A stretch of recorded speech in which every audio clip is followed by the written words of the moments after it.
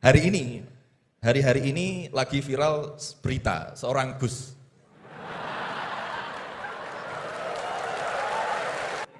Yang mungkin berceramah dengan kalimat yang kurang baik, mungkin diniatkan guyon tapi malah melukai hati orang lain.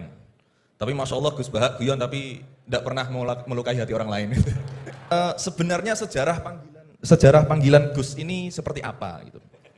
Apakah hanya dimaknai Gus ini adalah anaknya Kiai terus dipanggil Gus, atau bahkan mantunya Kiai saja kalau jenengan katanya Gus naturalisasi gitu. Atau Gus swasta atau apa itu. Atau bahkan bukan siapa-siapa kemudian bisa dipanggil Gus. Sehingga misalkan kita sekarang bisa ini berlomba-lomba menjadi Gus bareng-bareng. Jadi pokoknya lomba-lomba. Nah, dan apakah ini hanya di Jawa saja? Karena di Madura juga kami sering mendengar ada panggilan Lora.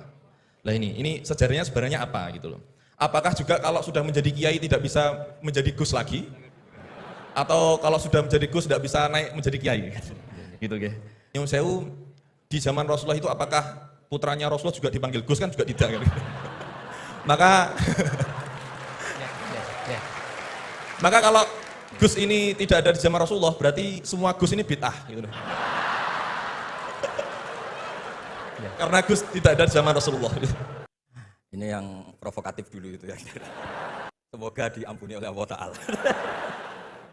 Begini, satu itu saya tidak medsosan, tapi ya dengar-dengar laporan macam-macam lah tentang sekian pihak itu. Begini, saya cerita ini, biar sampean tahu bahwa Pak Rektor ngundang saya ini tidak salah. Kan? Memang benar-benar pemateri yang baik. Ya kalau kata Nabi Yusuf kan, inni hafizun alim, orang harus zikrumanaki binafsi, orang boleh cerita kelebihannya, asal itu faktual. Begini, suatu saat, ini cerita di kitab Ihya, suatu saat Nabi Musa itu sholat istisqa. Itu doa apa saja itu sudah dipakai, nggak mandi. Nabi Musa loh, nggak mandi, tetap nggak mandi. Kata Allah, inna fihim namaman, di komunitas anda yang ikut sholat itu ada yang tukang adu-adu, namam, provokator. Maka kamu doa kayak apa tetap enggak akan saya ijabahi. Nabi Musa, ya gampang Gusti, tunjukkan orang itu siapa, nanti saya usir dari majelis. Jawabnya Allah itu lucu.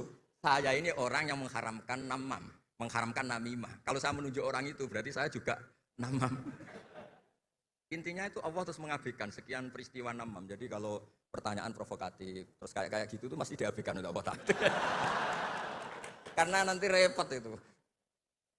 Repot. Memang saya termasuk Gus yang asli itu jelas sekali.